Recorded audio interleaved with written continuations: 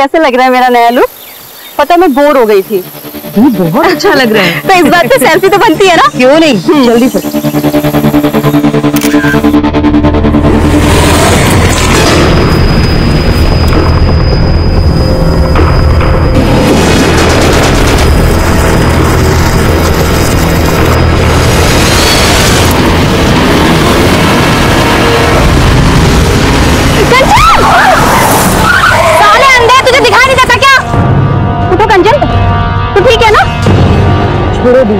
पता नहीं आजकल के ड्राइवर कौन दे देता है इनको ड्राइविंग लाइसेंस। अभी भी जो आपने देखा वो किसी के साथ भी हो सकता है। नमस्कार, मैं सीनियर इंस्पेक्टर विवेक शर्मा और स्वागत है आपका क्राइम पेट्रोल दस्तक में। हमारे साथ ऐसे तरह तरह के एक्सीडेंट्स होते रहते हैं। रोज ऐसी कितनी खबरें आती हैं, लेकिन क्या यह महज एक्सीडेंट था? यह भी तो हो सकता है कि यह कोई हादसा ना होकर कोई सोची समझी साजिश हो या फिर आने वाले अपराध की दस्तक।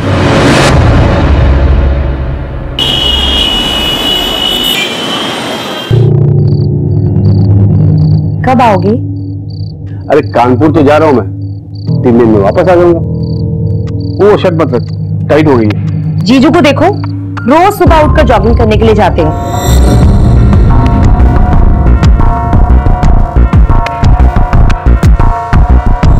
तू और तेरे जीजू, जब तक तू उसका नाम नहीं लेती ना सुबह से, तेरा खाना नहीं बचता, दिन नहीं गुजरता तेरा। मेरे जीजू है ही वर्ल्ड के बेस्ट जीजू, कितना हार्ड वर्क करते हैं वो। हाँ, ये बात तूने सही कहा। वैसे हार्ड वर्क तो मुझे करने का दिल कर रहा है। क्या कर रहे हो? क्या कर रहा हूँ? पापा, आज हम भी आपके साथ सोएंगे। पापा, कल आप चले जाएंगे ना, इसके लिए आज हम आपके साथ ही सोएंगे। मैं भी। ठीक है बेटा, आओ। ध्यान रखना अपना।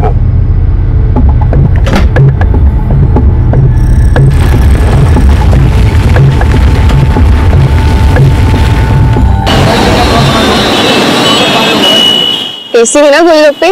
तुम्हारे साथ सब टेस्ट लगता है। चलो मैं पे करके आती हूँ। भैया 2 प्लेट के कितने हुए? Thank you. मम्मी, उधर देखो मौसा जी की कार।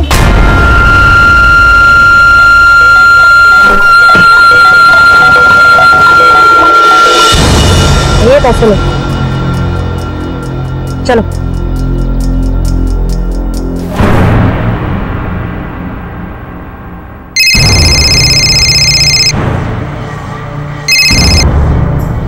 हाँ सुनीता, बोल। कंचन, हम लोग सनशाइन कैफे में बैठे हैं, जल्दी आ जा। चल ठीक है, मैं आती हूँ। आ रही है।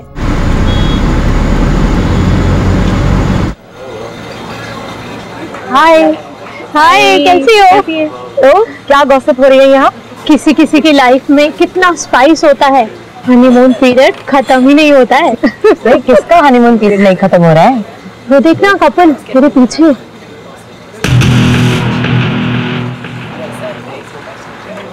जीजू? वो तेरे दी जीजू है क्या? नहीं, वो पीछे से देखने में मुझे ऐसा लगा मेरे जीजू कोई और है। okay. अच्छा सुनो, मैं चलती हूँ, मुझे बच्चों को ना पिक करना ट्यूशन। अरे अभी तो आई हो, क्या बैठ ना थोड़ा सा। नहीं लेट हो रहा है, मैं ना फिर कभी आऊंगी। हाँ अच्छा, तू भी ना। Bye bye.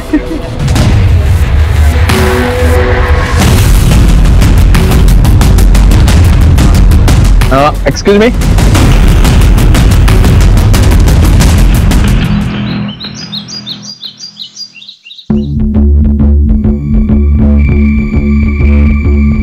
क्या कर रहे हो तुम दोनों? देख मेरे, मैं कुछ जरूरी काम कर रही हूँ। मम्मी, आप क्या काम कर रही हो? आप तो बस मौसा जी को फोन लगा रही हो ना। लाइन में लगा। अरे क्या कर रही है रिया तू?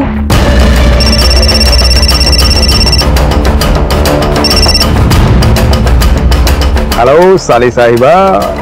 मौसा जी, मैं आपकी साली साहिबा नहीं हूँ, मैं आपकी रियू हूँ, रियू। ओ, तो हमारी रीवू को कैसे याद आई हमारी?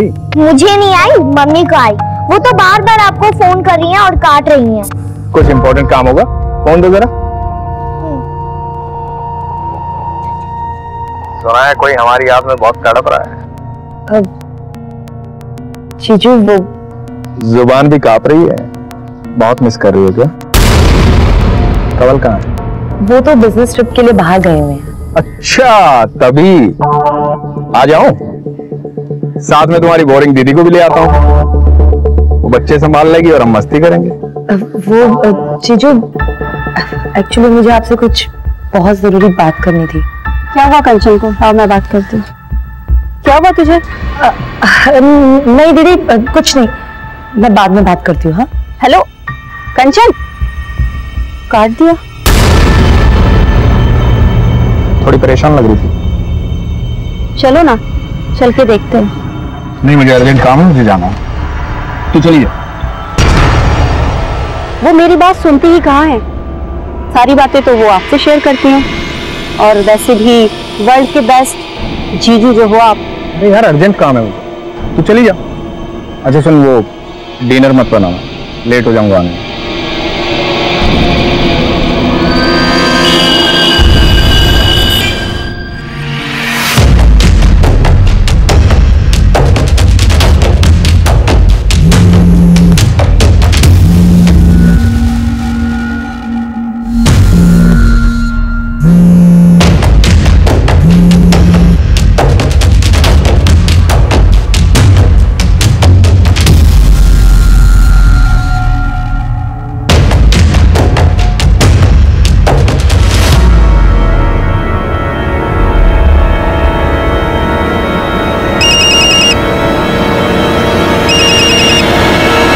जीजू, इतनी रात को भी जीजू की याद आ रही है तुम्हें? हाँ, अब जीजू का नाम लेके इतना भी मत जला।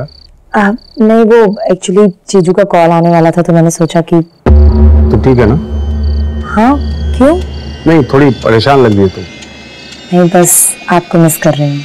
मेरी हॉट बीवी, मेरे बच्चों का ख्याल रखना। कानपुर से जल्दी आकर हॉट बीवी और बच्चों को ढेर सारा प्यार दूंगा मैं। अभी रखता हूँ। Love you too, bye. Bye.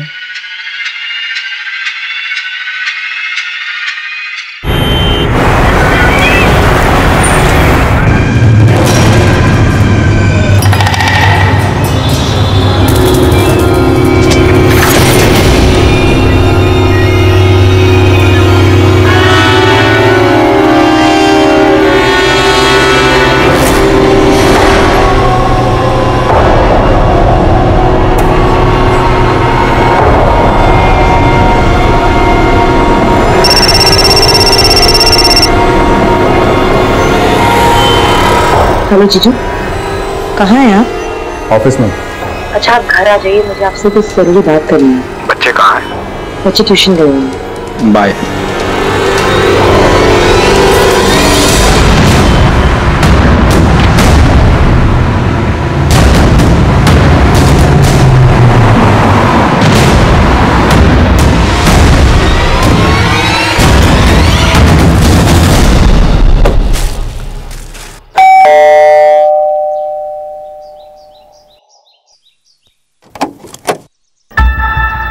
Pretty pretty flowers मेरी प्रीटी प्रीटी साली के लिए।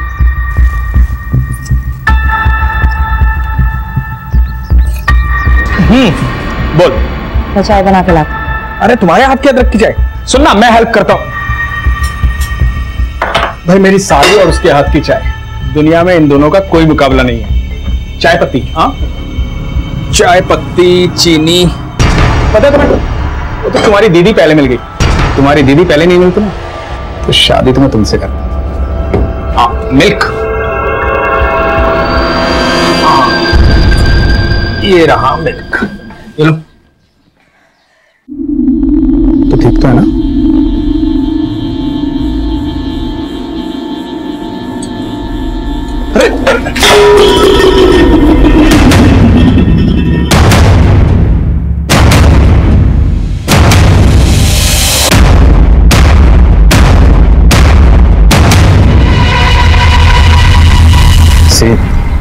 I'm sorry. जो हुआ उसे भूल जाओ, ऐसा नहीं होना चाहिए था।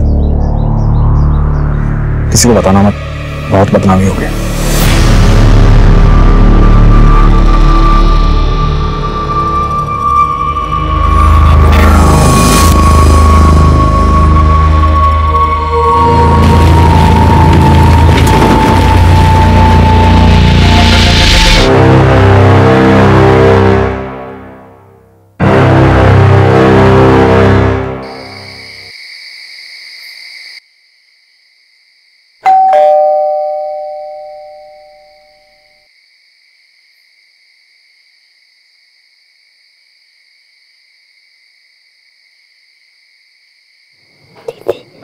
दीदी लगता है डैडी आता है।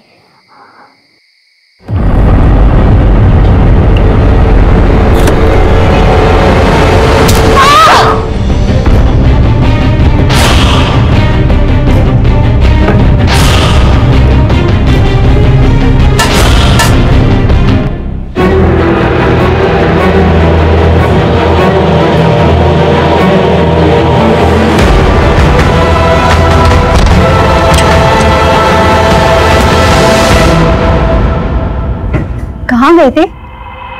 अरे वो बिजनेस का कुछ काम हो गया था इसलिए। तुम भी ना, अब कल घर चले जाओगे, थोड़ा समय तो मेरे साथ बिताया करो। मैं तो हमेशा तुम्हारे साथ रहना चाहता हूँ। सच।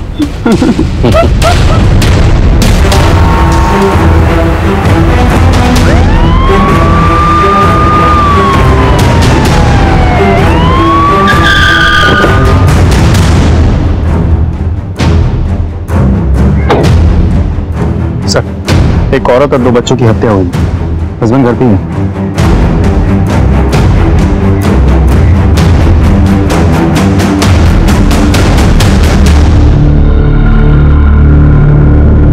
ये कब और कैसे हुआ? पता नहीं सर, मैं बाहर काम कर गया था, घर आया तो कब।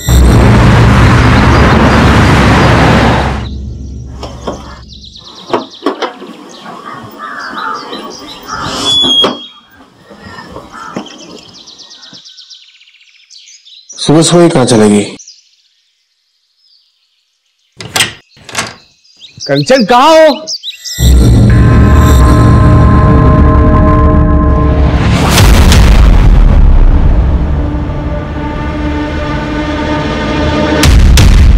सर मुझे तो ये रॉबरी का केस लगता है। अलमारी का लॉक तोड़ा गया है, तिजोरी बिल्कुल खाली है। और ये देखिए सर, ब्लड के ट्रेसेस भी तो हैं। तुम्हें तो कह रहे थे कि कोई फोर्स एंट्री नहीं हुई है। जी सर, मैंने चेक किया था, कोई फोर्स एंट्री तो नहीं हुई थी। लेकिन सर ऐसा भी तो हो सकता है कि कंचन ने बिना देखे दरवाजा खोला हो और किलर ने अंदर आते ही तुरंत उस पर अटैक किया हो। क्योंकि जिस तरीके से कंचन की बॉडी नीचे दरवाजे के बिल्कुल पास पड़ी और ब्लड के ट्रेसेस भी दिख रहे हो, इससे ये बात तो साफ हो जाती है कि किलर ने उसे दरवाजे के आसपास से कोई मारा। काम करो, फॉरेंसिक से कहो कि अलमारी से ब्लड सैंपल्स और फिंगरप्रिंट्स कलेक्ट करें। सर अच्छा, ऊपर वाले अलमारी में कोई कैश ज्वेलरी वगैरह कुछ था क्या? तो 3 लाख रुपए कैश और 3 लाख के गहने में थे। कुछ भी नहीं। ज्वेलरीज की फोटोग्राफ्स है आपके पास? इनसे ज्वेलरीज की फोटोग्राफ्स कलेक्ट कर लेना। टाइम से विनीत, फॉरेंसिक के बाद तुरंत बॉडी पोस्टमार्टम के लिए भेजो। सर मैं ये कह रहा था कि आप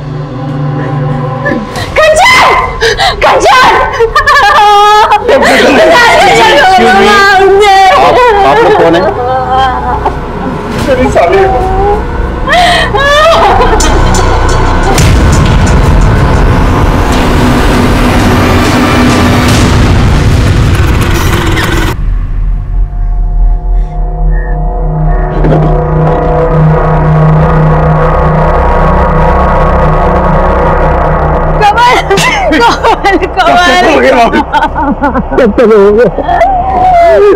बच्चे सब तुझसे कहा था कंचन की कुंडली में दोष है, उसे अकेला मत छोड़ना। तुझे एक बात नहीं मानी।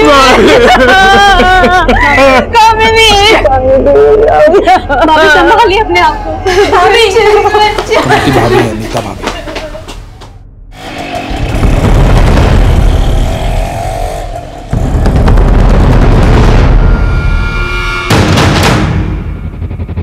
निकाले।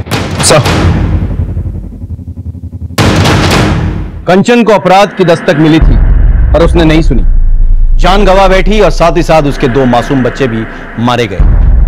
इनिशियल इंक्वायरी में हमें फैमिली में कोई प्रॉब्लम नहीं दिखी। हमें लग रहा था कि यह कोई लूटपाट का केस है।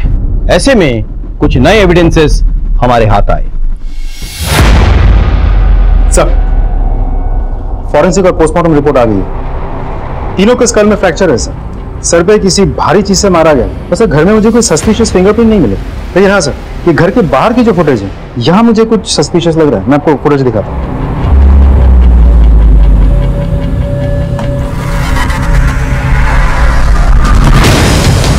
दिल्ली की इतनी गर्मी में ये ओढ़ उड़ के कहाँ जा रहा है?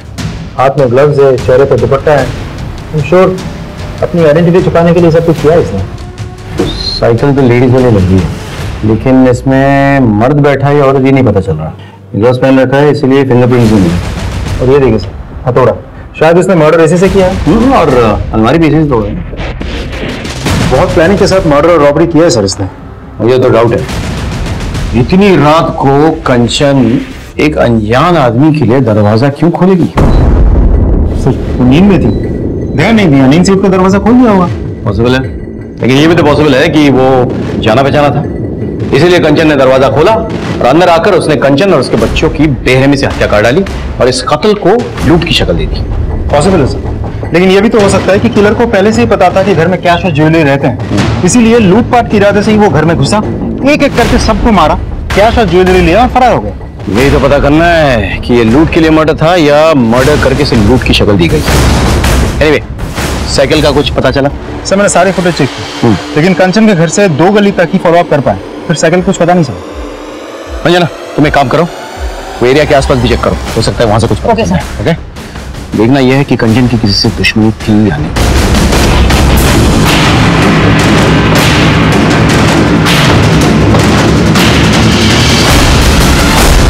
नहीं सर, कंचन की किसी से कोई दुश्मनी नहीं थी सर। उसकी तो कभी किसी से छोटी मोटी लड़ाई भी नहीं हुई सर। सर कुछ कहना है? सर कुछ दिन पहले की बात है, मैं और कंचन मार्केट में थे और जब हम मार्केट से घर लौट रहे थे तो तभी एक कार बहुत तेजी से कंचन की तरफ आई।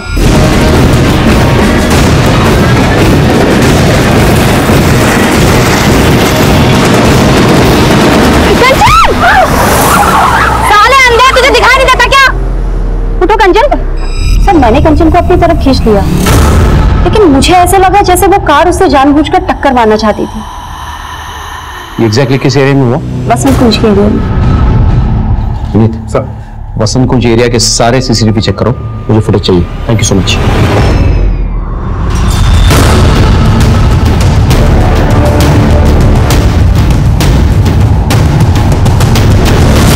फुटेज में ड्राइवर का चेहरा कुछ क्लियर नहीं है।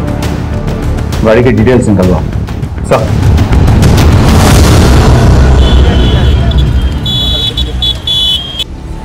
सर हमारी टीम को वेटर तलाश में एक लवारिस लेडी सेकंड मिली है जो सीसीटीवी फुटेज से बिल्कुल मैच करती है। पता चला किसकी? नहीं सर, बहुत कोशिश की पर कुछ पता नहीं चला। सर सीसीटीवी में जो गाड़ी है उसके ओनर का पता चल गया। गाड़ी किसी गौतम के नाम पर रजिस्टर्ड है। बुलाओ। गौतम जी, DLY XYZ 1234 आपकी गाड़ी का नंबर है? जी सर। 14 तारीख को आप अपनी गाड़ी में कहाँ जा रहे थे? मैं कहाँ जाऊंगा सर, मेरी तो कार ही चोरी हो गई है। चोरी हो गई मतलब? हाँ सर, मुझे ये लगा कि आप मेरे कार के बारे में बताने के लिए यहाँ बुलाए। मैंने FIR दर्ज करवाई थी करोलबाग थाने में। ये देखिए उसकी रिपोर्ट।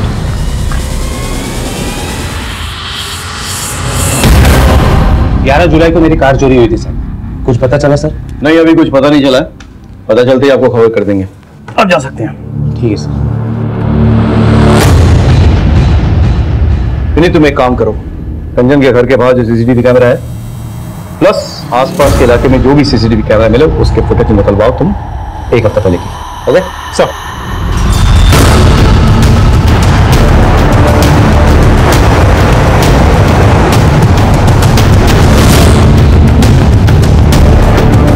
सर मैंने कंचन के घर के बाहर की 1 हफ्ते की फुटेज निकलवाई है, कुछ दिखाना चाहता हूँ।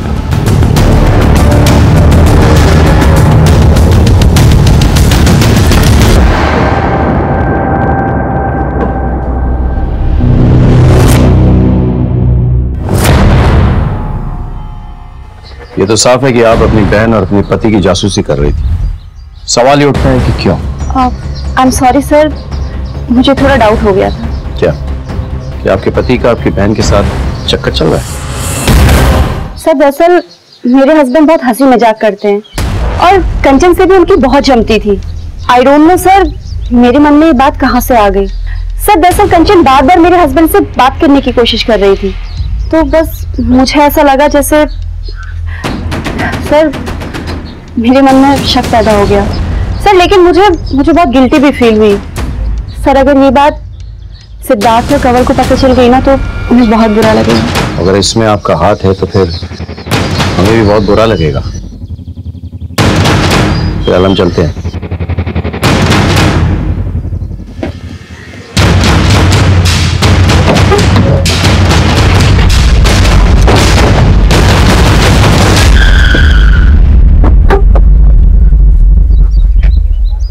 हमने कामिनी पर नजर रखी, उसके कॉल रिकॉर्ड्स निकलवाए, लेकिन वो क्लीन लग रही थी। और भी कई सारे लीड्स हमारे हाथ आए, लेकिन उससे कोई फायदा नहीं हुआ। सारे रास्ते कहीं ना कहीं जाकर बंद हो रहे थे।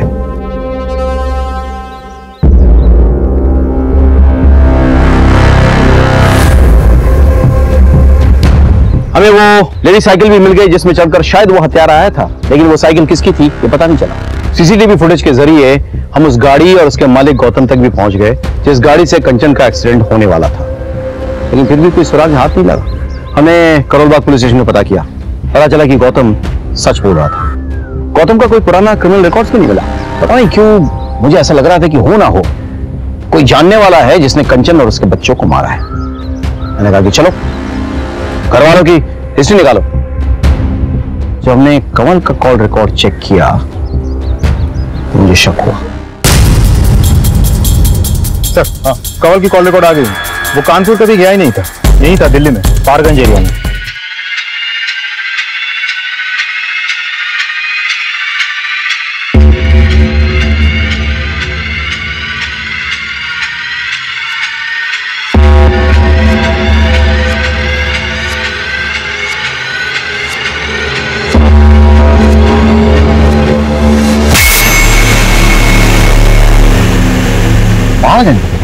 वहां तो बहुत सारे होटल्स हैं।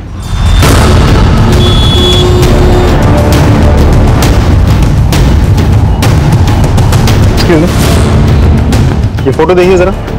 कंवल खन्ना आपके होटल में आया था? जी सर, ये और इनकी मिसेज दोनों आए थे। कैसे देखा? Khanna, mister and Mrs Khanna. CCTV है हमें? हाँ जी। फुटेज निकाल इस टाइम का।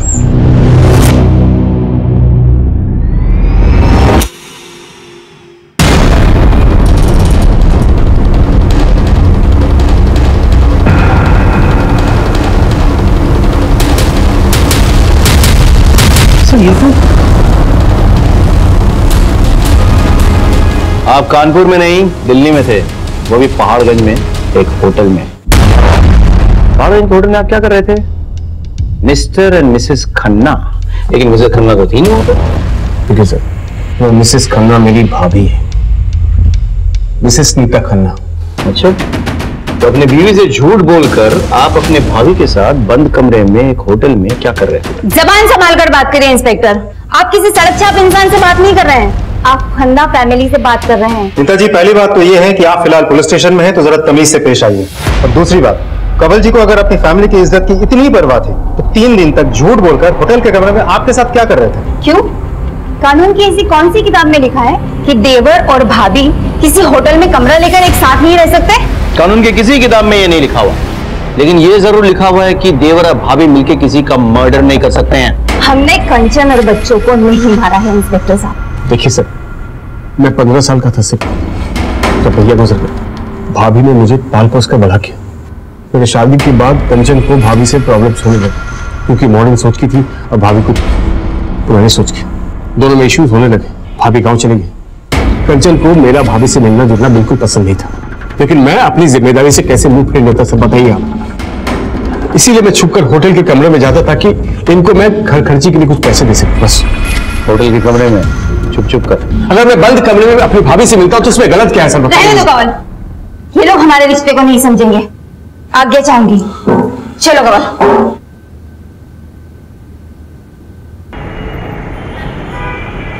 सोने की जरूरी मीटिंग है, आने में देर हो जाएगी, खाना खा लेना। आज जाना जरूरी है क्या? मुझे कुछ अच्छा नहीं लग रहा, प्लीज रुक जाओ। जाना जरूरी नहीं होता तो जाता नहीं।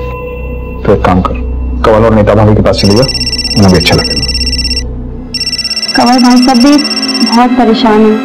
एक ही रात में सब कुछ खत्म हो गया। पता नहीं कैसे मैनेज कर रहे होंगे वो। आप एक काम कीजिए, मुझे वहां छोड़ दीजिए, और रात को मुझे वहां से पिकअप कर लेना। गाड़ी निकालता हूँ तो तैयार हो जाओ। ठीक।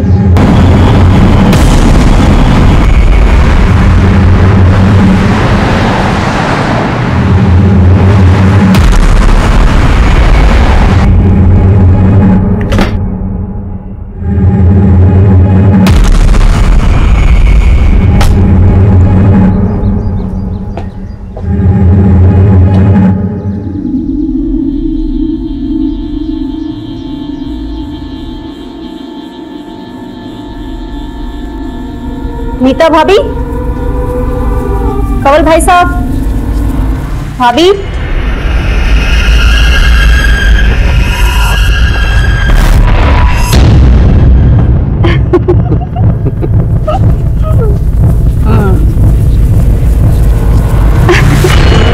तू क्यों बार बार फोन कर रही थी? कितनी बार कहा था फोन मत कर? घर में इतना बड़ा कांड हुआ है, थोड़े दिन के लिए भूल जा मुझे। फोन मत करना प्लीज। कामनी को इस समय में नहीं छोड़ सकता मैं। छोड़ो, ये क्या है?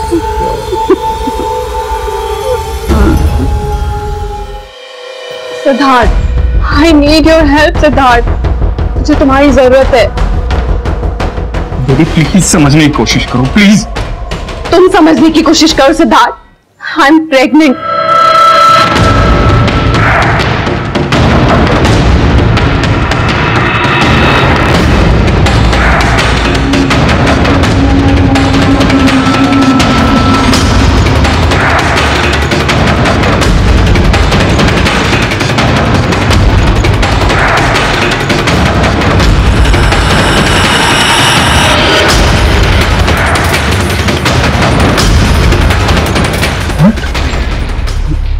ये कब हुआ?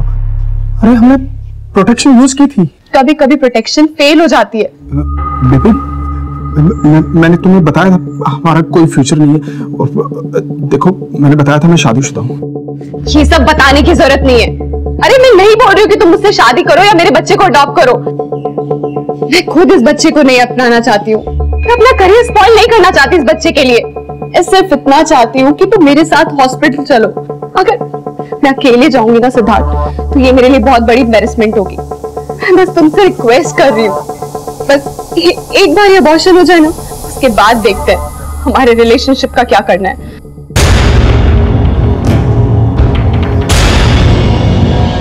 प्लीज करो मत, मैं चलूंगा साथ में, सब ठीक हो जाएगा।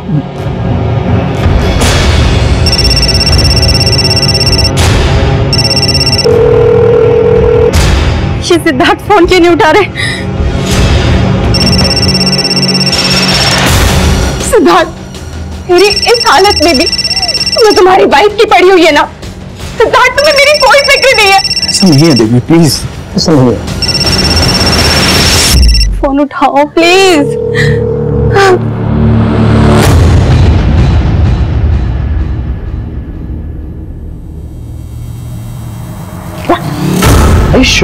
हाँ सर, कंवल ने ही मारा है मेरी बहन को।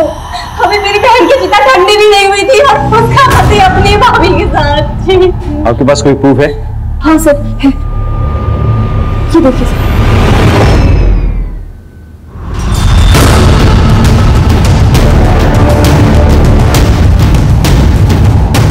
सर। मैंने कुछ नहीं किया सर। तेरे पवित्र रिश्ते की तो पोल खुल गई है।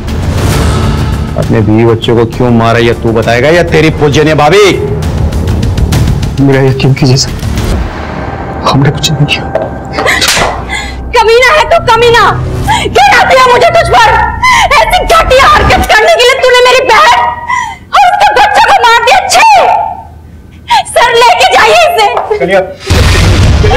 लेके जाइए इसे। बच्चे को नहीं मारे, मैं अपने खुद के बच्चे को मारूंगा। छोड़ो मुझे, तो गलत कर दिया। मेरी साली को मारा तूने? हाँ? मेरी साली को मारा तूने? अपने बच्चों को मार तू शर्म नहीं आई तुझे? यार साले छोड़ूंगा नहीं, छोड़ूंगा नहीं तुमको।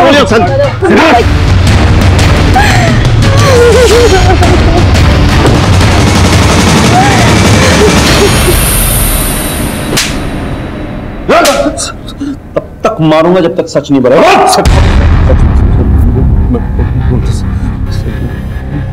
मैं सच कह रहा हूँ कि मैंने कुछ नहीं किया। अच्छा, मेरी भाभी के साथ मेरा गलत रिश्ता था, लेकिन वो भैया के गुजरने के बाद हमारी नजदीकें बढ़ गई।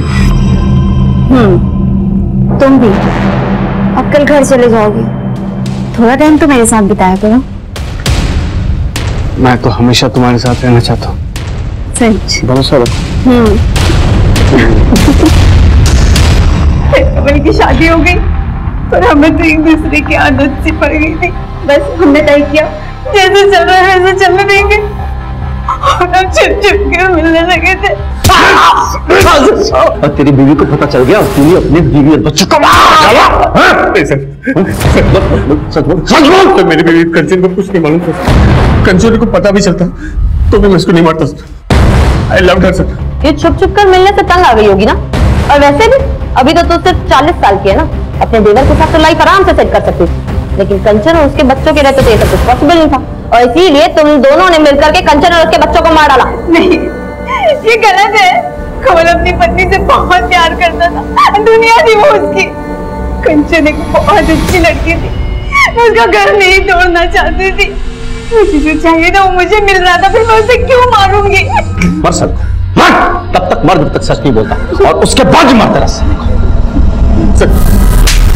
हमारे तमाम कोशिशों के बावजूद कमल और नीता इसी बयान पर टिके रहे कि उन्होंने ये खून नहीं किया। कमल दिल्ली में ही था और उसका अपने भाभी के साथ नाजायज संबंध भी थे, लेकिन हमारे हाथ कोई ऐसा पुख्ता सबूत नहीं लगा जिससे यह साबित हो सके कि उन्होंने ही ये मर्डर किए हैं। इसी बीच हमें एक लीड मिली और भी बहुत सारे खबरी का फोन आया था। कंचन के घर से जो ज्वेलरी लुटे गए थे वो शाहदरा के पास एक ज्वेलरी शॉप में बेचे गए हैं। उठा लो ज्वेलरी। हाँ साहब, ये ज्वेलरी तो कल ही खरीदी है मैंने। चोरी का माल ही है, समझ में आया? माफ करना साहब, छोटा दुकान है अपना, छोटे मोटे लोग ही आते रहते हैं यहाँ पे। किसने भेजी थी? 2 लोग आए थे साहब, एक बाहर बाइक पे खड़ा था, एक अंदर आया था ज्वेलरी बेचने। सीसीटीवी है दुकान में? नहीं साहब, सीसीटीवी तो नहीं है। पहचान लोगे दोनों को? हाँ, एक पे तो पहचान लेंगे सर। स्केच बनवा लो सर। जाइए इनके साथ।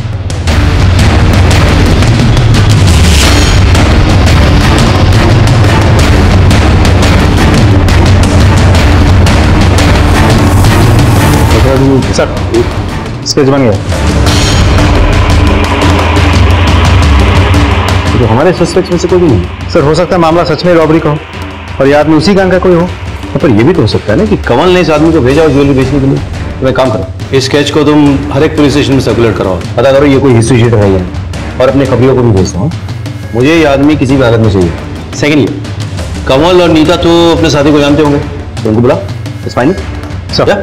Thank you.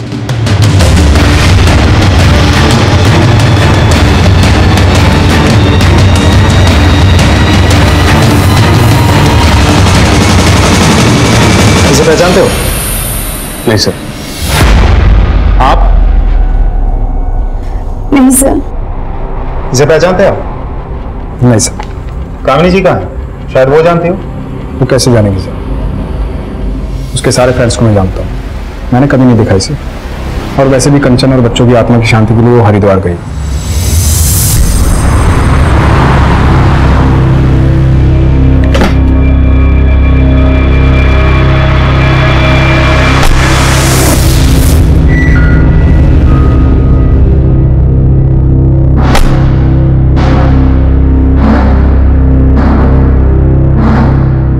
मुझे इसका ऑपरेशन करवाना है, हम दोनों बच्चा नहीं चाहते। ये आपकी पत्नी है? नहीं, ये मेरी गर्लफ्रेंड है। दरअसल क्या है ना, हम लिविंग रिलेशनशिप में रहते हैं, करियर की बात है। ओके, मैं कल के लिए बुकिंग ले लेता हूँ और आपको ना कुछ टेस्ट कराने पड़ेंगे। मिश्रा जी ये टेस्ट करवा लेना, ठीक है? अब तो जाइए इनके साथ।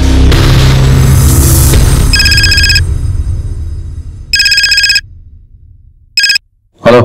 हाँ सर, आपने जो स्केच दिया था वो लड़का आया है क्लिनिक में एक लौडिया लेकर, बच्चा गिराने की बात कर रहे हैं। हाँ सर, कल सुबह आएगा फिर। गुड गुड, ठीक है, थैंक यू सो मच।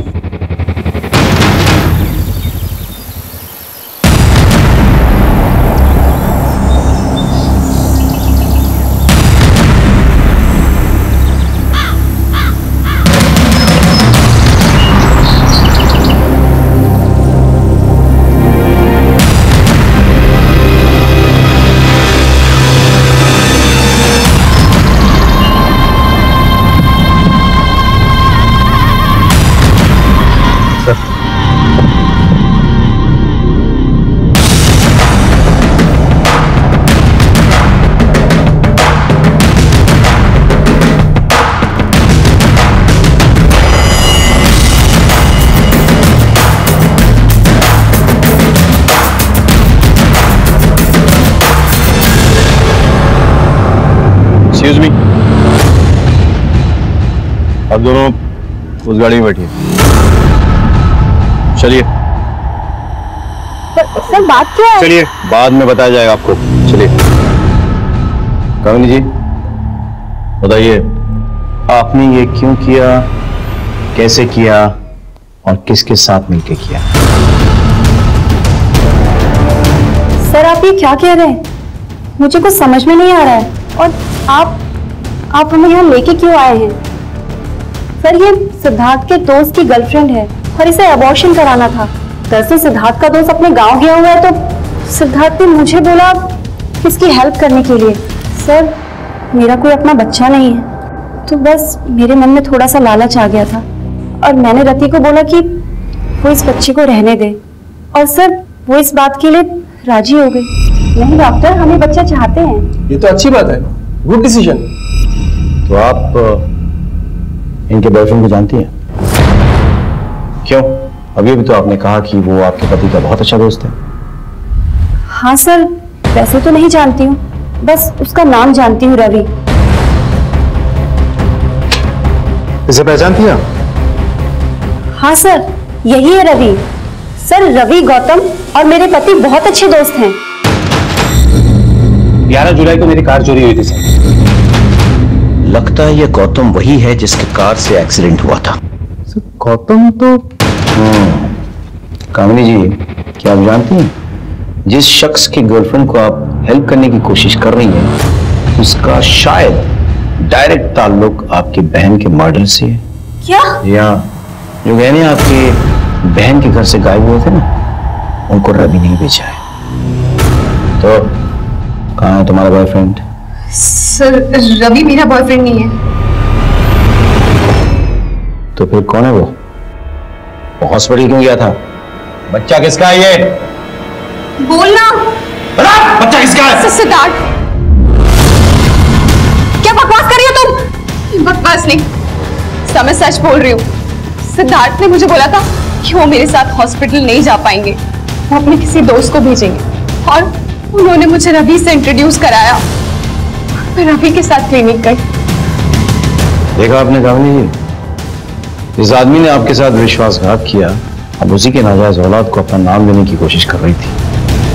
अब उसे कोई नहीं बचा सकता।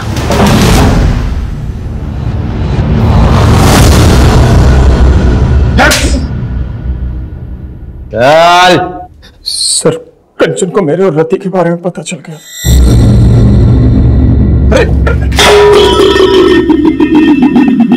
हाथ मत लगाइए मुझे। मैं आपको क्या समझती थी और आप क्या निकले? क्या हुआ? क्या बोल रही तू? आप मेरी दी को चीट कर रहे हो और बोल रहे हो क्या हुआ? मैंने खुद अपनी आंखों से आपको उस लड़के के साथ देखा है।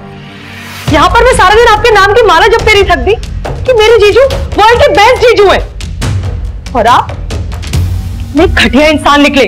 शर्म आती है मुझे आपको जीजू कहते हुए भी। I'm sorry कंचन,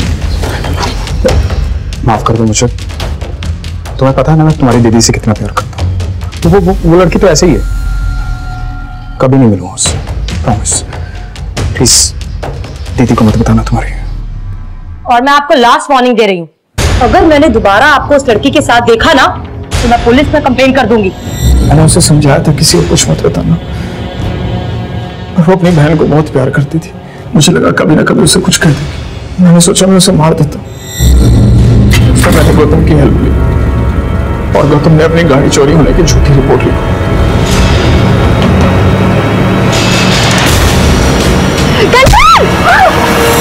वो बच गई थी सर। मेरी टेंशन और बढ़ गई थी।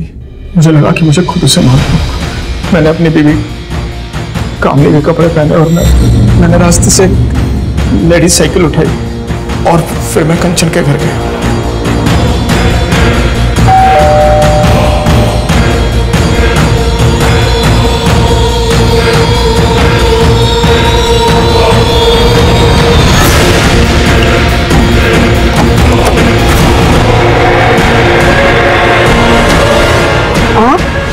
उसके बाद मैं ऊपर गया और मैंने ज्वेलरी लूट ली ताकि लूट का मामला लगे।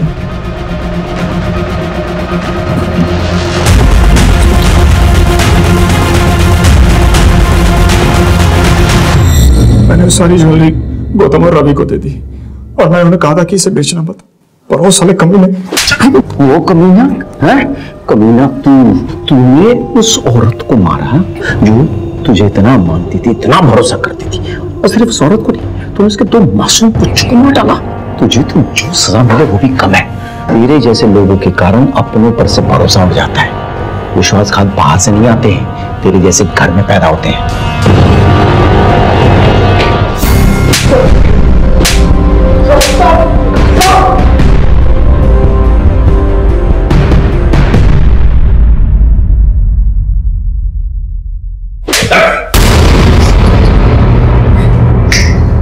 चलो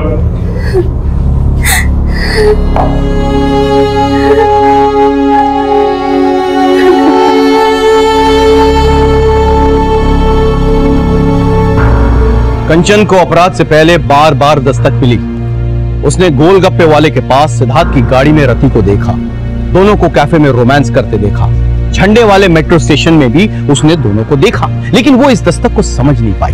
वो ये नहीं समझ पाई कि जो आदमी अपनी पत्नी को धोखा दे सकता है वो किसी भी हद तक गिर सकता है। लेकिन उसने इस बात का जिक्र अपने दीदी से नहीं किया, क्योंकि वो अपने दीदी के घर में दरार नहीं पैदा करना चाहती थी।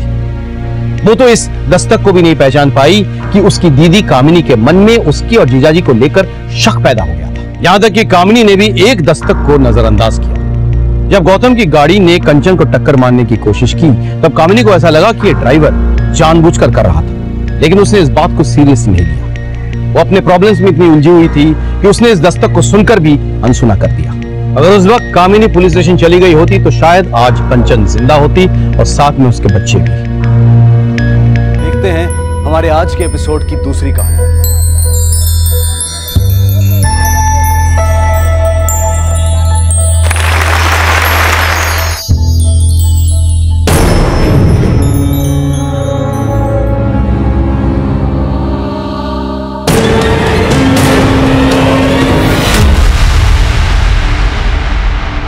नमस्कार, आदाब। क्राइम पेट्रोल दस्तक में आपका स्वागत है। 4 अगस्त 2017 मास किलिंग का एक ऐसा हैरत अंगेज केस मेरे पास आया जिसे देखकर सब चौंक गए। एक घटना के 3 दिन पहले अपराध दस्तक में दस्तक दे रहा था, लेकिन इस केस से जुड़ा हर एक शख्स एक ऐसे चक्रव्यूह में फंसता चला गया जिससे निकलना बहुत मुश्किल था। 2 पहलवानों के बीच कांटे की टक्कर देखिए। हर पूरी तालियों से और सीटियों से अखाड़ा का मैदान गूंज उठा है। अब देखना यह है हमें कि बलबीर पहलवान को सूरज पहलवान कैसे मात करके इस दंगल का विजेता बनता है।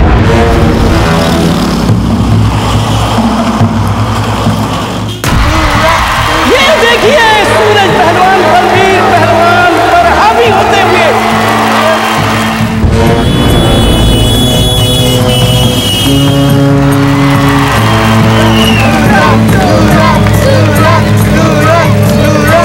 ये देखिए सूरज पहलवान ने एक गोल मार दिया। तालियां।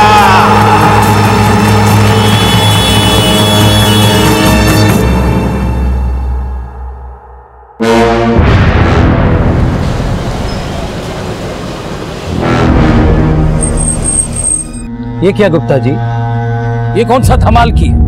हमारे मंच पर शिव प्रकाश मिश्रा को बुला दिए। अरे पूरनमल जी, हम नहीं बुलाए हैं, ये तो खुदे आ गए।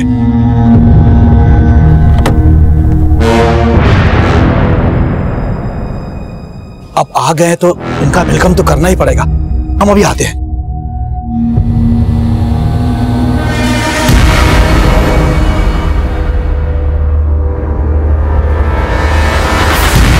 प्रणाम। प्रणाम भैया जी। प्रणाम। आप यहाँ आकर सबको चौंका दिए भैया जी। वो हमारे बिट्टी बिटिया दंगल देखना चाहती है। लेकिन भैया जी वो दंगल तो खत्म हो गया। क्या खत्म हो गया बे? दिखता नहीं है, भाई जी आए हैं। जा फिर से शुरू करवा। कौन दिक्कत हैगा? नहीं नहीं भैया जी, अब आप है तो भला का दिक्कत। जा बोल दे पूरनमल को कि निकल जाए यहाँ से।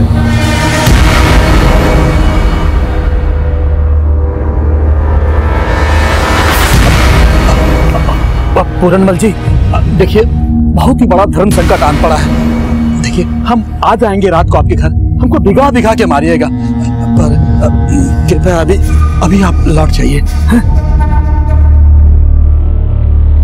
आइए भैया, आइए भैया जी, आइए आइए आइए आइए।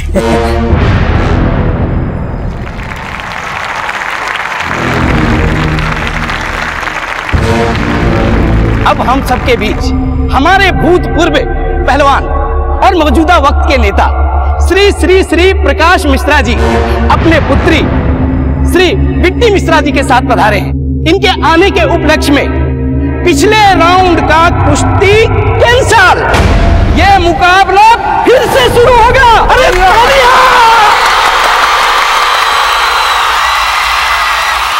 मुकाबला फिर से शुरू।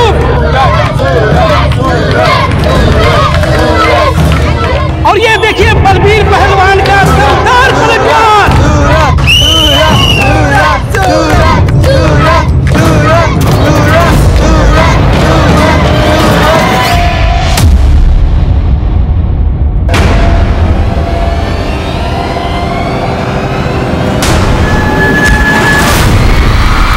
सूरज पहलवान ढेर और बलबीर पहलवान की जीत।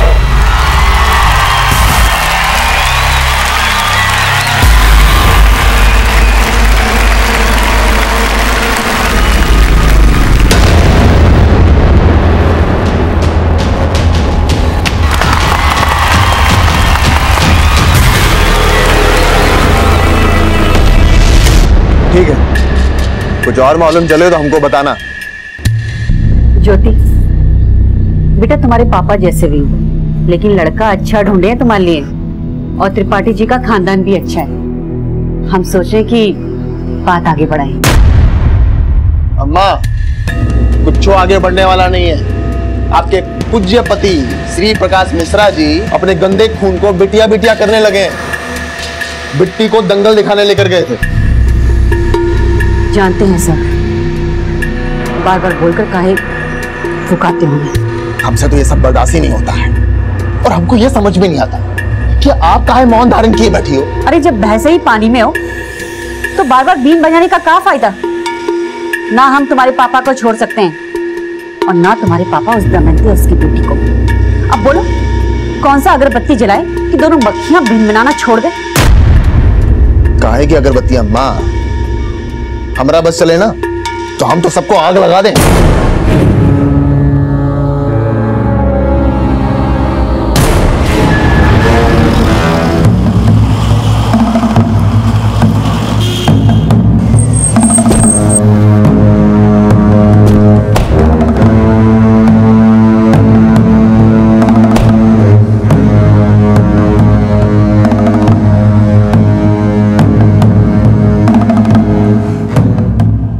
ज्योति, अंदर आना, जरा बात करनी है।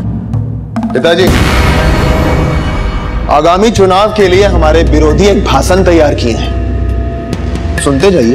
प्रत्याशी मुन्ना भैया यानी कि हम एक ऐसे बाप की औलाद है जो अपने घर का पकवान छोड़ के दूसरे घर की मुर्गी खाता है, और वो बिट्टी उसी मुर्गी की चूजी है जिसे रखैल से बीवी का दर्जा। जबान काट देंगे तेरी हम। हाँ, आप तो हमारी जबानी काट सकते हैं। अरे काहे उस बिट्टी और उसकी मां के लिए हमारी छवि बिगाड़ने में लगे हुए हैं आप। कोई किसी की छवि नहीं बिगड़ेगी। तुम्हारी ही उंगली पकड़ के इस क्षेत्र के प्रत्याशी बने हो तुम। तुम्हारी जीत सिर्फ हमारे हाथों में है। सिर्फ चुनाव में जीतने के लिए तुम्हारे अंदर ये आग नहीं लगी है। तेरे अंदर कोयला सुलगाने वाला कोई और है। हमारी मान ज्योति के साथ साथ बिट्टी को भी बहन मान ले, मानना पड़ेगा।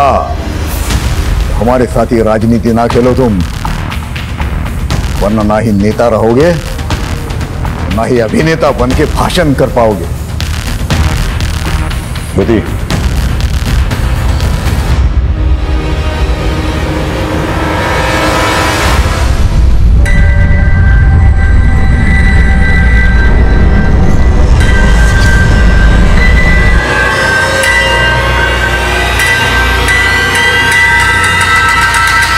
पहलवान पस्त है, पर तुमको लगता बड़ा मस्त है। पहलवान जब रूठ जाता है ना, और भी गदर मचाता है। पर तू इतना ठंडा क्यों है? सुना है हमेशा मर्द की जीत के पीछे औरत का हाथ होता है, लेकिन हमारी वाली अलग ही है। तुम्हारी वजह से हार गया मैं आज। हम तो खुद आए थे तुम्हारी जीत का जश्न देखने। हमने सोचा था पापा तुम्हें जीता देखेंगे ना तो आसानी से तुझे हमारे गले का हार बना देंगे। पर तू टेंशन मत ले, दामाद तो तू ही बनेगा उनका।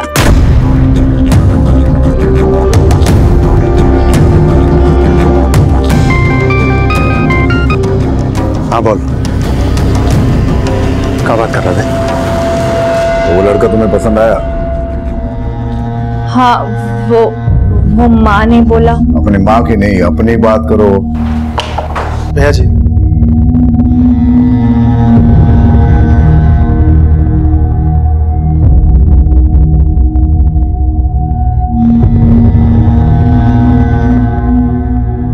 भैया जी वो बिट्टी सूरज पहलवान के साथ है।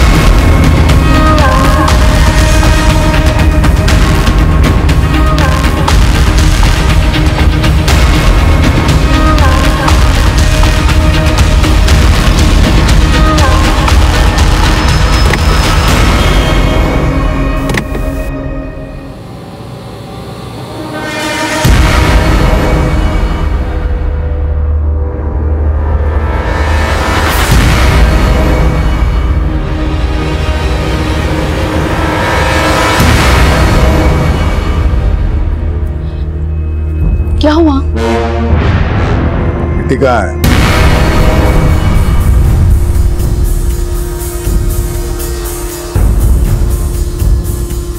अरे हाँ हाँ त्रिपाठी जी, आप तैयारी तो शुरू कर दीजिए। त्रिपाठी जी के बेटे योगेश के साथ बिट्टी की शादी तय हो चुकी है। 3 दिन बाद शादी है, न सगाई होगी न तिलक होगा। इन 3 दिनों में तुमको जो भी तैयारियां करनी है कर लो। जी पापा,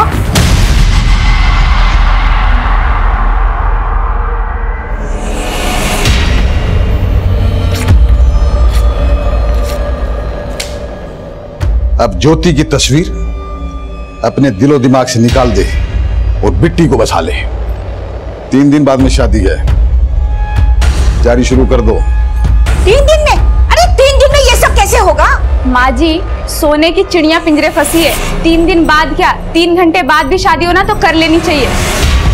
क्यों बाबूजी, कपड़े सारे रेडीमेड खरीद लेंगे और घोड़ी बाजे वाले को दुगना दाम भी दिया ना तो भी फायदा है अपना।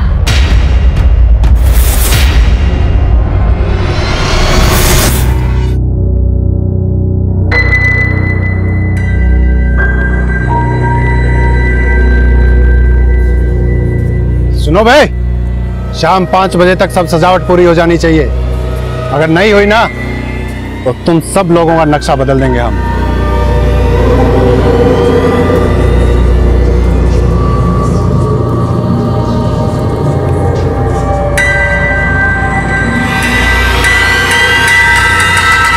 अम्मा वो हमारे जख्म पे नमक मिर्ची छिड़क रहे हैं। ज्योति का दिल तोड़ के हमारे घर से वो बिट्टी का ब्याह हो रहा है। हमारा तो खून खोल रहा है अम्मा। पर आप काहे शांत खड़ी हो? बेटा, हमारा बीपी ना थोड़ा लो वाला है। थोड़ा सा टेंशन होता है तो मन बैठ जाता है, लेकिन ऐसे बैठने से काम नहीं चलेगा ना। बिट्टी का शादी है, बेटी तो बेटी होता है ना, चाहे वो सौत का ही क्यों ना हो। हर्ष तो निभाना ही पड़ेगा। ज्योति, जा कपड़े बदल ले। जी। और मुन्ना तू भी, तुम्हारी बिट्टी बहन का शादी है, विदाई तो करना ही पड़ेगा ना।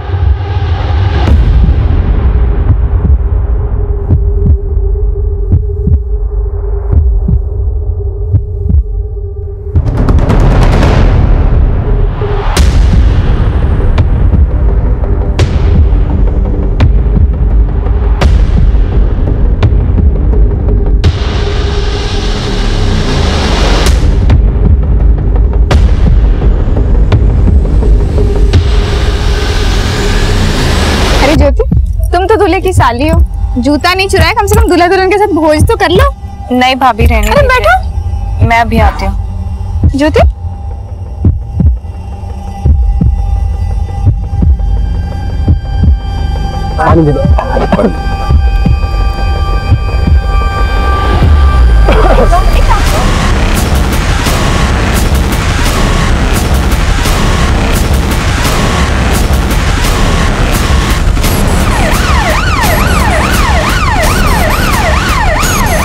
डॉक्टर साहब बहुत सारे पेशेंट्स हैं, 4 एम्बुलेंस पीछे और आ रही है। जल्दी से इमरजेंसी स्टाफ को बुला।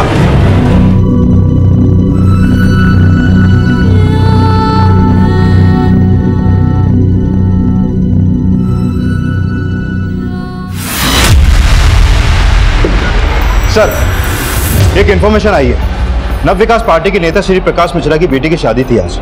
शादी का खाना खाकर कई लोग हॉस्पिटलाइज हो गए थे। दूल्हा दुल्हन को तो डेड डिक्लेयर कर दिया गया है, लेकिन कई लोग अभी भी सीरियस कंडीशन में। तेरी नाक के नीचे इतना सब कुछ हो गया और तुझे पता तक नहीं। भैया जी, वो हलवाई भी गायब है, उसको उठाने के लिए भेजे। नहीं, सिर्फ हलवाई का काम नहीं है ये, कोई और है जो उस हलवाई को चूरन दिया या कांड करने के लिए। उठा के तोड़ दे उसको और पूछ किसके कहने पे किया यह सब। ठीक है भाई जी।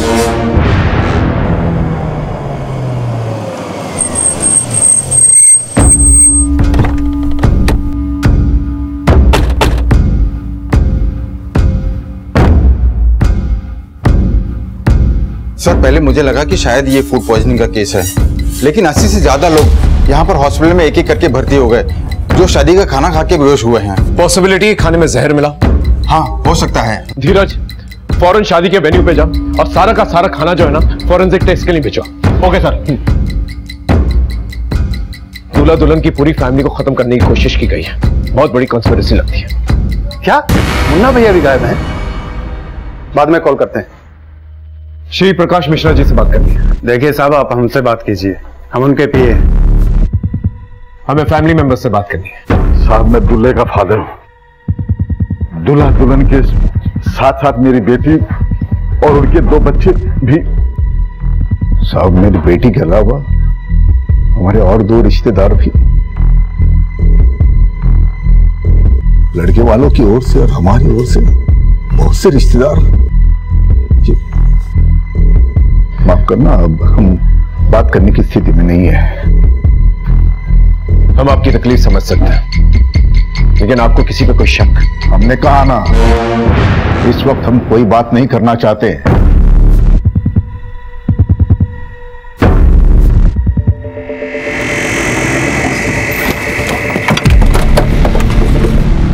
यादव, बात देखो सर।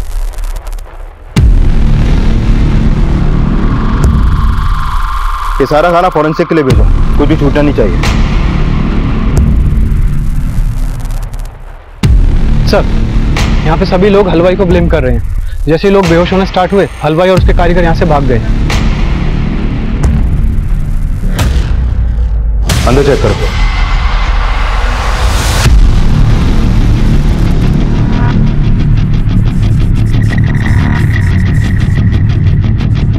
ये रसोई के खाने का भी सैंपल लो। सर, उधर एक आदमी बेहोश पड़ा है। ये देखिए सर। पीछे।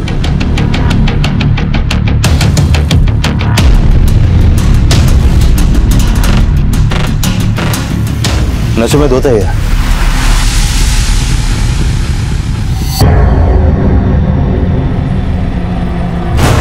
ये है कौन? मुन्ना?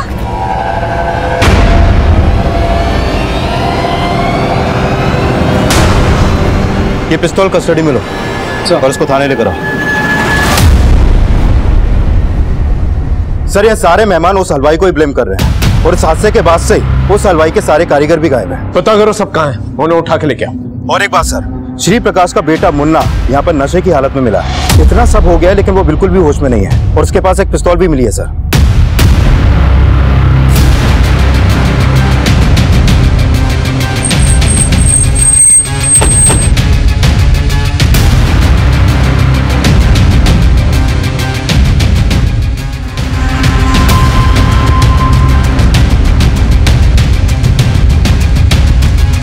जिनकी मौत हुई है उनकी बॉडी पोस्टमार्टम के लिए भेज दो। सर।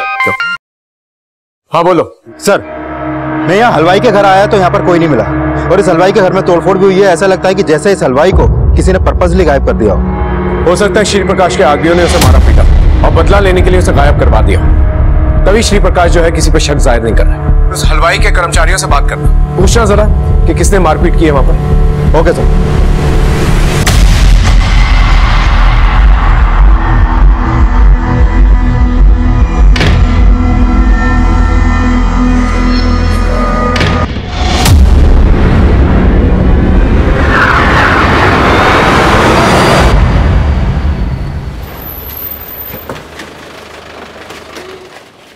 सर, उस हलवाई गिरधारी के एक कारीगर का पता चला था, हमने उसे उठा लिया है।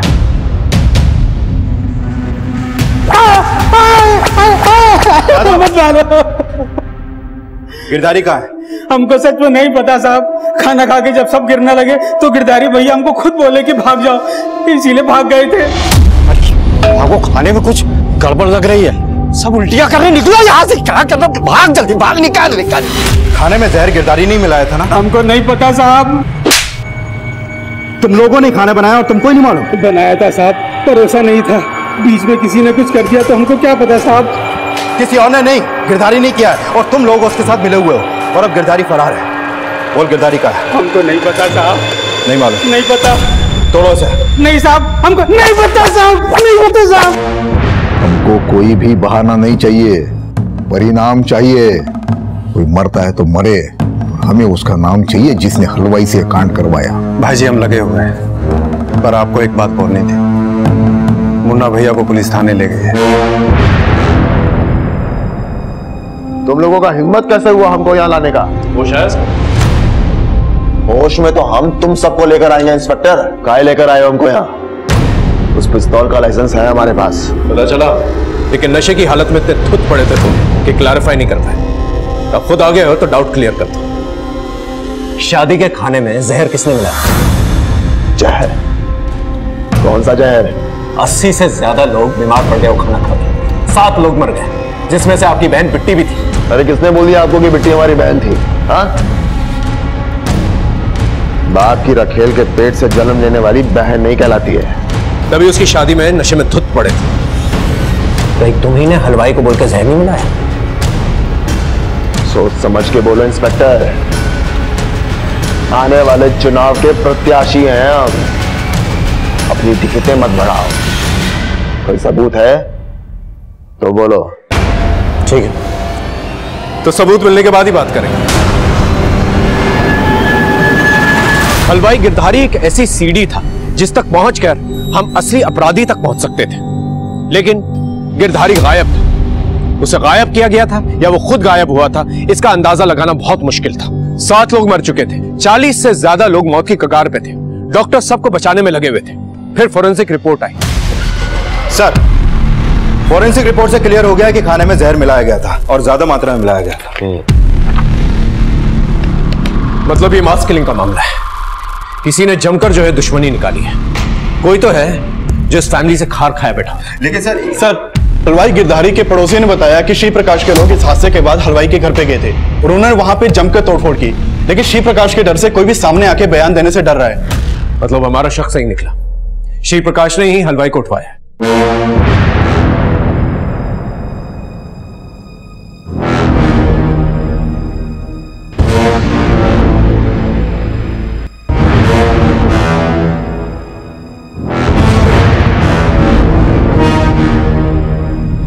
पता करो श्री प्रकाश गिरधारी को कहां पर छिपा के रख सकता है, और श्री प्रकाश के दुश्मनों को भी पता करो जो ये कांड कर सकते हैं। Okay sir. सर, इसमें शादी में आने वाले हर मेहमान की डिटेल्स लिखी हुई हैं। इसके अलावा बैंड वाला, डेकोरेटर्स, हेल्पर्स और शादी के वीडियोग्राफर, फोटोग्राफर को थाने बुला लिया गया है। शादी में मौजूद सभी वर्कर्स और मेहमानों से हम पूछताछ कर रहे थे। वहीं शादी में खींचे गए फोटोग्राफ्स और रिकॉर्डेड वीडियोस को हम बारीकी से स्टडी कर रहे थे, पर हलवाई गिरधारी को श्री प्रकाश मिश्रा द्वारा गायब करवाने का हमारा संदेह बरकरार है। आप तो पॉलिटिक्स में रहे, आपके कई दुश्मन होंगे, आपको किसी पे शक नहीं हुआ? अच्छा हुआ ये बात आपने हमको बता दिया, वरना हमारी बुद्धि में तो कभी आया ही नहीं होगा। कि ये काम हमारा दुश्मन किया हो। हम आपकी बुद्धि पे शक नहीं कर रहे, बल्कि ये सोच के शक कर रहे हैं कि आप किसी पे उंगली नहीं उठा रहे। अगर हमको पता चलेगा तो हम उंगली नहीं उठाएंगे, उसके पूरे खानदान को खत्म कर देंगे। उस हलवाई गिरधारी ने आपको कुछ बताया नहीं अब तक? हमें पता है, हम उसके घर गए थे। देखिए, उस हलवाई को हमारे हवाले कर दीजिए। हमारे हाथ नहीं लगा, वो भाग गया या गुस्से में उसे ऊपर पहुंचा दिया। अपने हद में रहना इंस्पेक्टर। अगर छानबीन करने का इतना ही शौक है तो पता करके बताओ गिरधारी कहां छुपा हुआ है।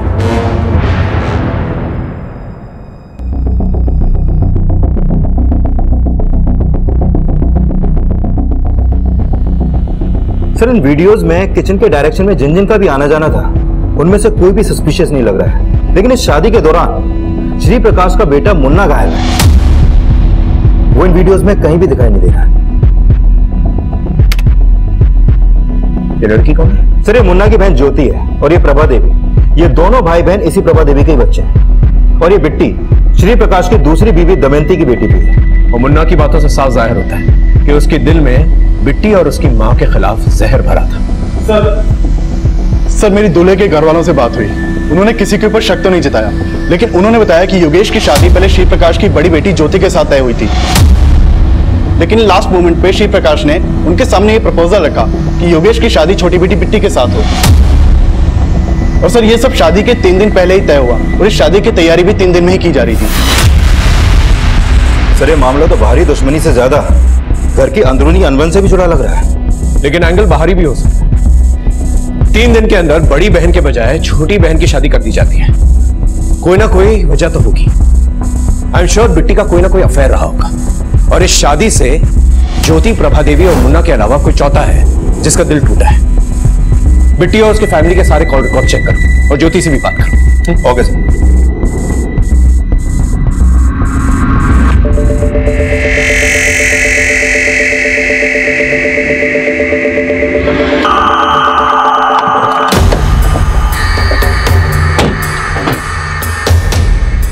हमें प्रभा देवी और उसकी बेटी ज्योति से मिलना है। आइए सर। ये सच है कि ज्योति की शादी पहले योगेश से होने वाली थी?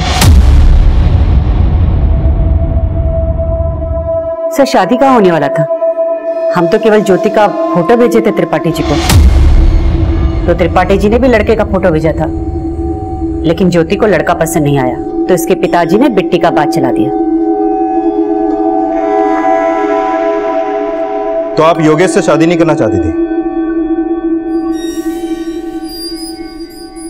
हमें ज्योति से अकेले में कुछ बात करनी है। कहाँ पूछना है आपको? हमसे पूछिए। शादी का वीडियो देखकर आ रहे हैं हम। शादी में तो तुम थे नहीं, इसलिए तुमसे बाद में बात करेंगे। बाद में कहा है? अभी सुन लीजिए। हम उस दिन अंदर बैठ के पी रहे थे और वो बिट्टी हमारी बहन नहीं है, तो हम काहे उसकी शादी अटेंड करते? हाँ? और शायद तुम भी बिट्टी को अपनी बहन नहीं मानती थी, इसलिए उसकी शादी का भोज भी नहीं किया और खाना शुरू होने से पहले ही वहां से गायब हो गए। इतना सब कुछ बड़ा सोच समझ के किया है ना आप तीनों ने? क्या सोच समझ के किया है? आप कहना चाहते हैं कि हमने सबको खाने में जहर मिला के खिला दिया? हो भी सकता है। सबूत है आपके पास? नहीं ना?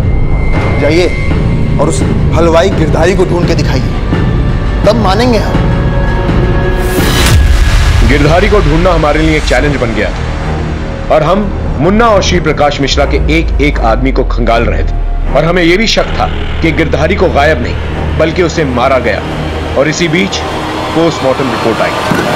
सर, ये बिट्टी और योगेश समेत सभी 7 लोगों की पोस्टमार्टम रिपोर्ट। इन सभी की मौत जहर मिला खाना खाने से ही हुई थी और इन सभी की बॉडी में काफी मात्रा में जहर पाया गया। सर, जहर किस टाइप का था, कुछ पता चला? सर, मेरी लैब में बात हुई थी।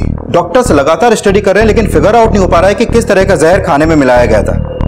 फाइनल रिपोर्ट आने तक हमें वेट करना पड़ेगा सर। वो हलवाई गिरधारी का कुछ पता चला? कोई लीड?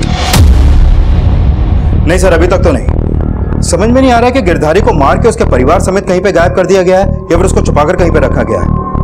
अभी तक उसका कोई लीड नहीं मिल पा रहा है। फिर भी हमने उसका फोन नंबर और उसके फोन का IMEI नंबर सर्विलांस पे डाल दिया। हो सकता है वो कहीं पे छुपा बैठा हो। सर, मैंने बिट्टी के कॉल रिकॉर्ड चेक किए, उसमें एक नंबर सस्पिशियस मिला है। किसका नंबर है? सर, ये नंबर सूरज पांडे के नाम पे पिपरी गांव के एड्रेस पर रजिस्टर्ड है। सर बिट्टी और सूरज दोनों में काफी बातें होती थी और शादी वाली रात से ही ये नंबर बंद है।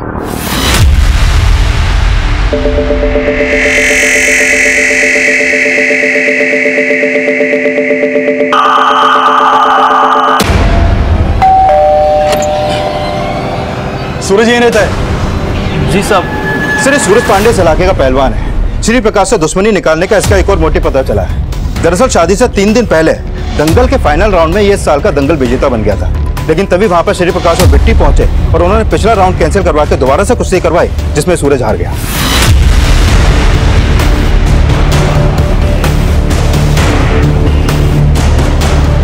सूरज, तुमको थाने चलना होगा।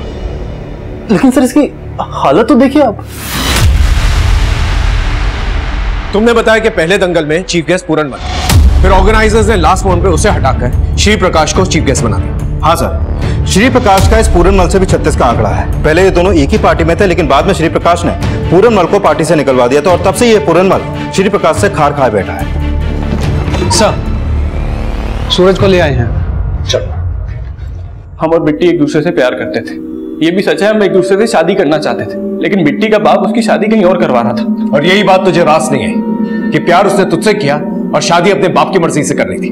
सर, आप कहना क्या चाहते हैं? वजह एक और भी हो सकती है कि इस साल दंगल जीतकर भी तो हार गया श्री प्रकाश की वजह से, और उस रात श्री प्रकाश के घर के पास तेरा फोन एक्टिवेट हुआ था। क्या कांड करने गया था वहां पर? सर, आपको मेरी हालत देख के ऐसा लगता है कि मैं वहां कांड करने गया था? सर, मैं वहां बिट्टी को आखिरी बार देखने के लिए गया था।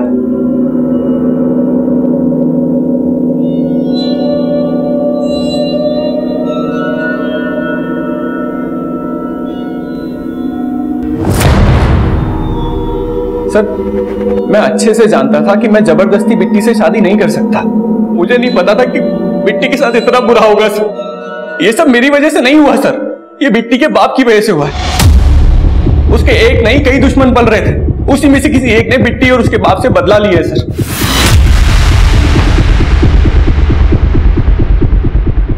इसका कोई सबूत नहीं कि श्री प्रकाश के आदमियों ने इसे मारा हो। ये सब कुछ इसका प्लान भी हो सकता है। ये भी हो सकता है कि गिरधारी और पूरनमल के टच में हो। जब पूरनमल चीफ गेस्ट था, ये आदमी दंगल जीता था। हो सकता है कि पूरनमल ने इसे भड़काया। इस पूरनमल को इन्वेस्टिगेट करो। Okay sir.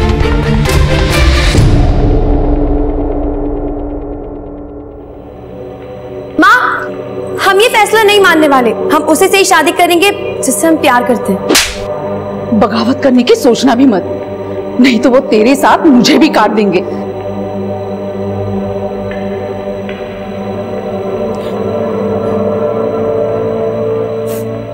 बहुत गलत किए हम।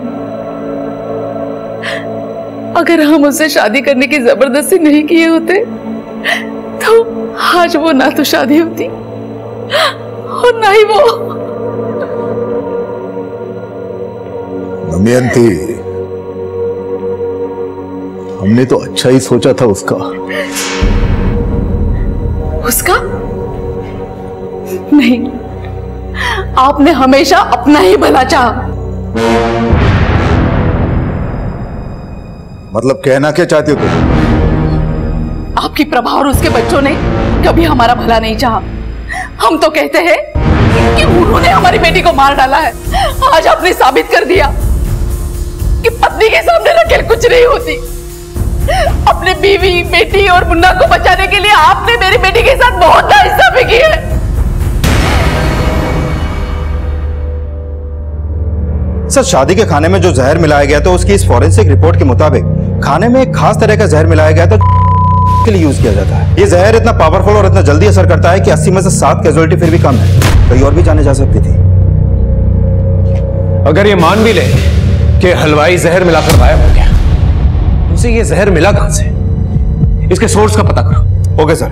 सर, हमने प्रभा देवी, मुन्ना और ज्योति समेत श्री प्रकाश के हर आदमी के कॉल रिकॉर्ड चेक किए, लेकिन गिरधारी का कोई भी क्लू नहीं था। और सर, ये पता चला है कि श्री प्रकाश के एक आदमी है सोनू, जो लगातार पूर्णमल के साथ फोन पे टच में था। श्री प्रकाश का आदमी श्री प्रकाश के दुश्मनों के टच में था। सर, पूछताछ में पता चला था कि ये सोनू ही शादी के खाने का सुपरविजन कर रहा था।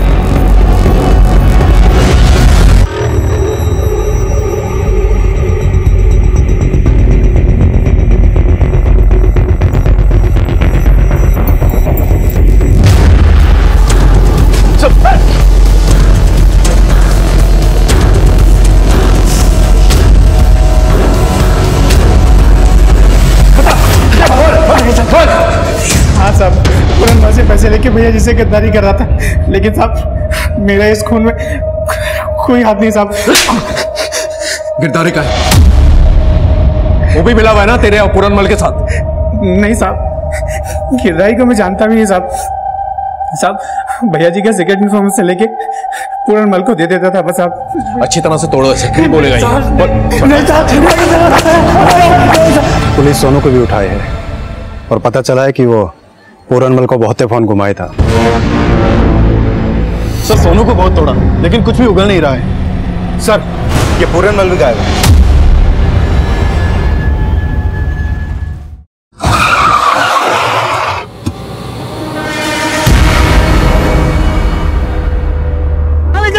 हमको कहां ले जा रहे हैं? भैया जी देखिए मैंने कुछ नहीं किया, जरूर आपको कुछ कंफ्यूजन हुआ है भैया जी। ठीक है सर, पूरनमल को श्री प्रकाश के आदमियों ने उठाया है।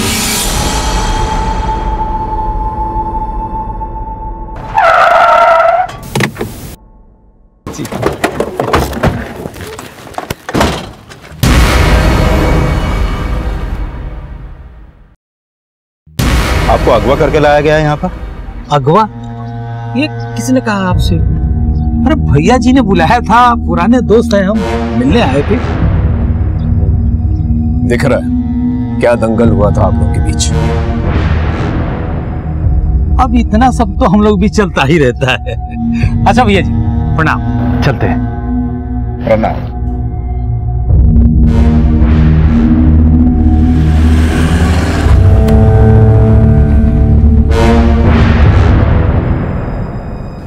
पूरनमल को हमने उठवाया,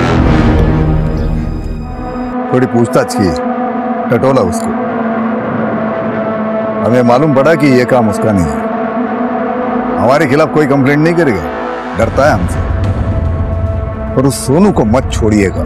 आपको क्या लगता है हम आपके हिसाब से काम करेंगे? आपने आपके हिसाब से क्या कर लिया अब तक? बोलो किसने किया कांड?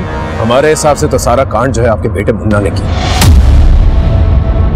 देखिए मुन्ना हमारा बेटा है, हमारा खून है, और हमारे खून में इतना छिछोरापन नहीं तो पीठ पीछे वार करे। और मुन्ना को कुछ करना होता तो गोलियां चलाता, धमाका कर देता वो। लेकिन ये पीठ पीछे जहर मिलवाना ये उसकी फितरत नहीं है। और मुन्ना के दिल में जो जहर भरा है उसके बारे में तो पता ही होगा आपको। अगर आपका हो गया है तो आप जा सकते हो।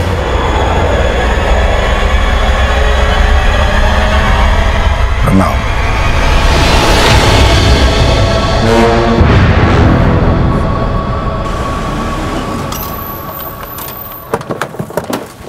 सर अब तक हम ये मान रहे थे कि यह कांड श्री प्रकाश के किसी दुश्मन ने किया होगा, लेकिन यह भी सच है कि किसी में भी इतनी हिम्मत नहीं है तो श्री प्रकाश से दुश्मनी मोल ले, क्योंकि श्री प्रकाश से पिटकर भी पूरनमल ने उसके खिलाफ कोई भी एफआईआर नहीं लिखवाई। और सोनू ने भी बताया था कि सूरज की भी पिटाई श्री प्रकाश के आदमियों ने ही करवाई थी। इसके बावजूद सूरज और उसका भाई श्री प्रकाश के खिलाफ कोई भी एफआईआर लिखवाने को तैयार नहीं है। और इसके अलावा मुन्ना, ज्योति और प्रभा के खिलाफ भी अभी तक कुछ नहीं मिला।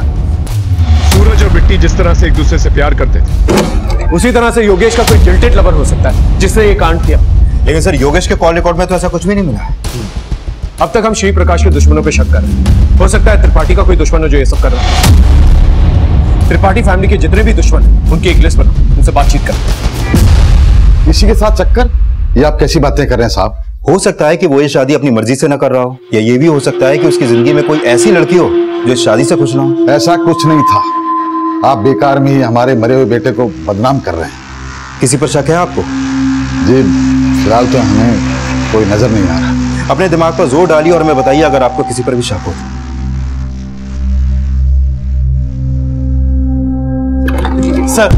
सर अभी अभी गिरधारी के फोन का IMEI एक्टिव हुआ है और उसने अपने फोन में एक दूसरे नंबर का सिम कार्ड भी डाला है जिससे उसने कॉल किया है। पता करो वो नंबर किसका है और गिरधारी का फोन जिस लोकेशन पे एक्टिवेट हुआ है ना उस लोकेशन को ट्रेस करो और एक टीम लेके जाओ।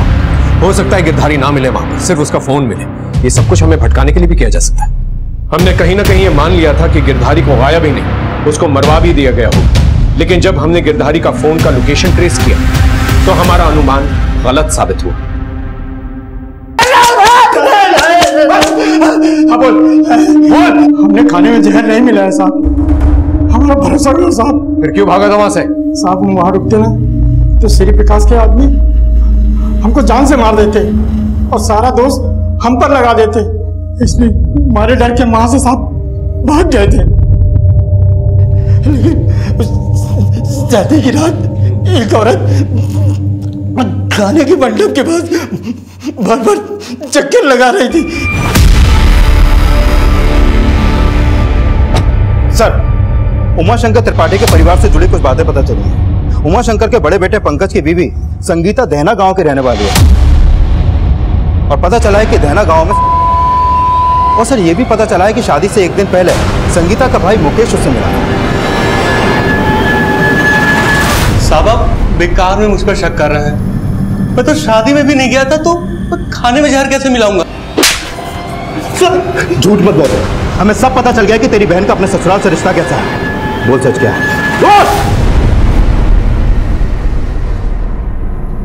ये कैसी बात कर रहे हो साहब? थोड़ी बहुत अनबन तो हर परिवार में होती है। हमारा कोई ऐसा झगड़ा नहीं था। ज्यादा चालाक बनने की कोशिश मत करो। तुम्हारे भाई ने हमें सब कुछ बता दिया और उस हलवाई ने भी तुम्हें पहचान लिया कि पंडाल के आसपास तुम ही दिखी थी। साहब, शादी की रात एक औरत खाने के मंडप के पास बार बार चक्कर लगा रही थी। उसने तुम्हारी फोटो आइडेंटिफाई की है। अब बोलो।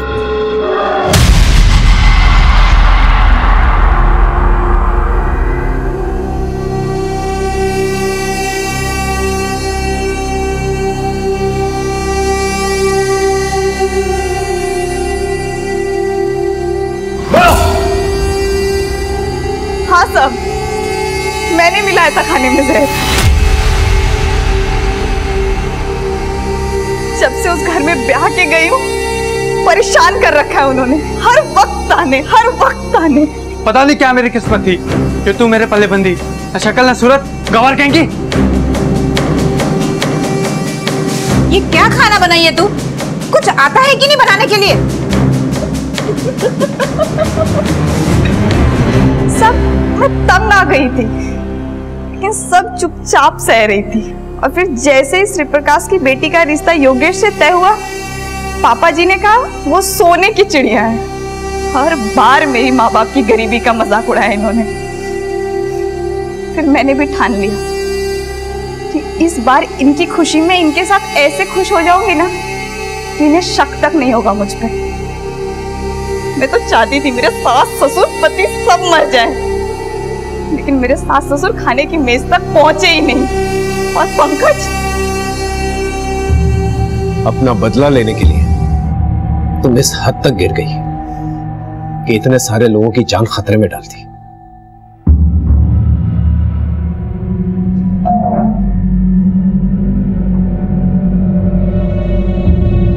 त्रिपाठी परिवार हमेशा यह समझता रहा कि संगीता का ताने सुनना उसकी कमजोरी थी, लेकिन शादी के वक्त जब संगीता ने बढ़ चढ़कर हिस्सा लिया, हंसी खुशी, ये एक ऐसी दस्तक थी जिसे त्रिपाठी परिवार भांप नहीं पाया। और फिर एक मामूली हाउसवाइफ 7 लोगों के मर्डर और 80 से ज्यादा अटेम्प्ट टू मर्डर के केस में पकड़ी गई। ये एक बहुत ही चौंका देने वाला खुलासा था। फिर मिलेंगे एक नए केस के साथ। तब तक देखते रहिए क्राइम पेट्रोल दस्तक, क्योंकि मकसद बताना नहीं, बचाना है। क्राइम पेट्रोल के ऐसे ही मजेदार एपिसोड्स देखने के लिए हमारे चैनल को सब्सक्राइब करें।